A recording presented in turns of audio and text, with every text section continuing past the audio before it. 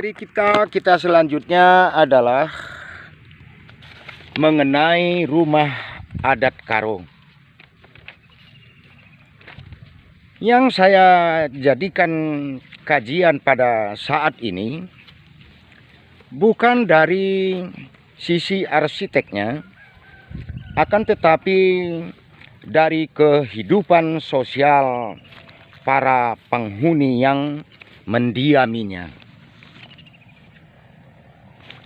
Rumah adat Karo biasanya disebut rumah Siwaluh Jabu, walaupun beberapa ada juga yang disebut rumah 10-2 Jabu, yang artinya Siwaluh Jabu berarti dalam satu rumah panggung tersebut didiami atau dihuni oleh 8 keluarga.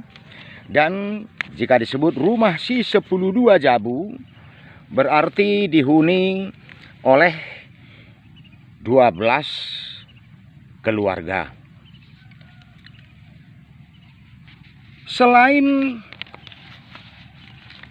8 keluarga dalam satu rumah panggung, biasanya di dalam terdapat 2 bangunan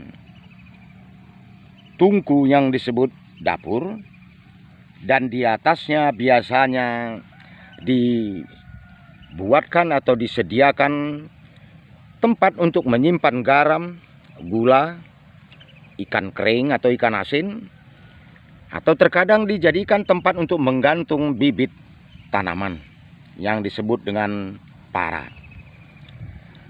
Maka kondisi ini melahirkan sebutan teman serumahan, yang berarti saudara serumah, dan yang lebih kental lagi atau lebih dekat lagi, apa yang disebut dengan teman sendapuran atau saudara sedapur.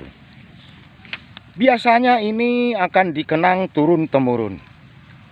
Maka tidak heran jika cucu-cucu mereka, tidak hanya anak-anak mereka bertemu, maka mereka akan katakan, nenek kita dulu serumahan atau tinggal serumah. Bahkan ada yang mengatakan tidak sekedar serumah, tetapi justru nenek kita sendapuran atau memasak di tungku dapur yang sama. Kondisi ini akan selalu diingat dan dikenang, dan menjadi suatu cerita masa lalu yang terkadang mengharukan sekaligus juga membawa rasa bahagia. Lalu dalam satu bangunan rumah panggung yang dihuni 8 keluarga, yang pada waktu itu masing-masing keluarga juga merupakan keluarga besar yang mempunyai beberapa orang anak, tetapi mereka bisa hidup dengan damai, dengan aman, dengan nyaman, dan dengan tentram. Saling asah, saling asih, dan saling asuh. Pada waktu itu memang ikatan kekeluargaan itu sedemikian baik. Ikatan kekeluargaan itu sedemikian kuat sehingga mereka dapat menjaga perasaan masing-masing, dan mereka juga dapat menyimpan rahasia keluarga masing-masing. Dan selain itu, mereka selalu hidup dalam musyawarah mufakat yang disebut dengan runggu atau arih.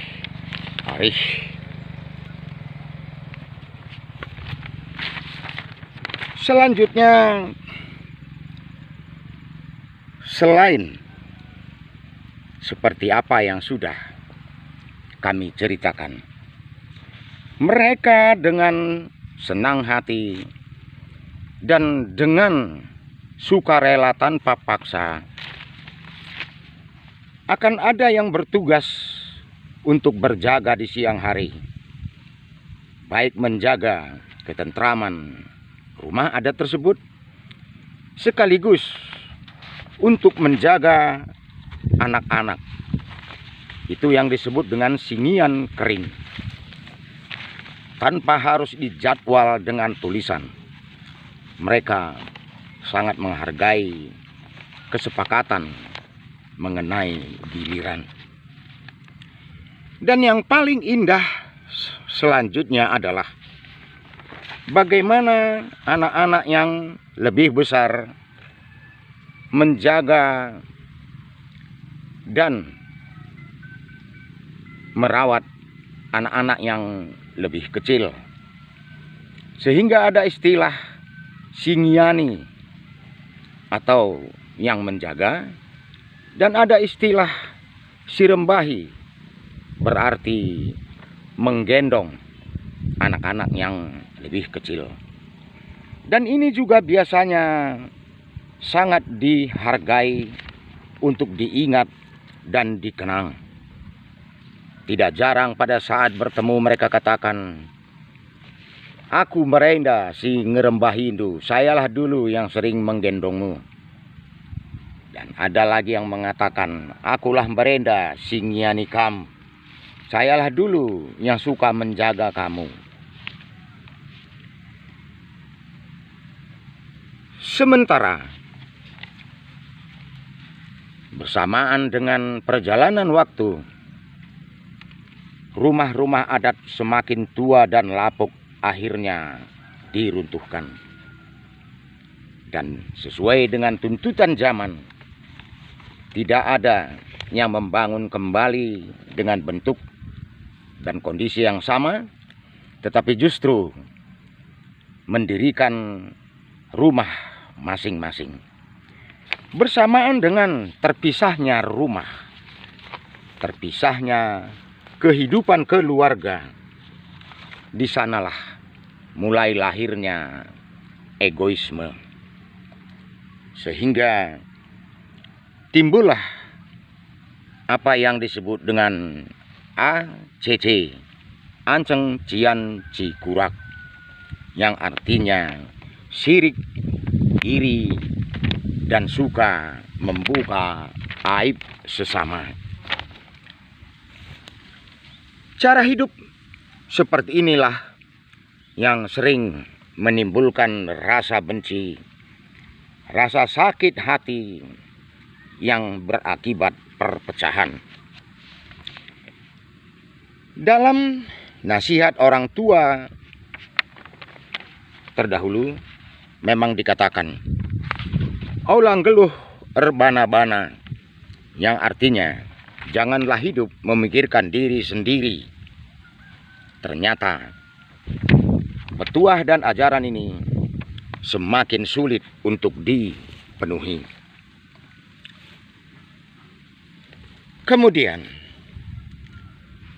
jika kita lihat, bukan hanya antar keluarga yang banyak timbul masalah, bahkan sesama saudara kandung pun banyak yang sudah tidak seia sekata. Semua menjadi semakin rapuh, semua menjadi tercerai-berai. Secara real, secara nyata, betul, intellectual quotient atau IQ kita semakin tinggi.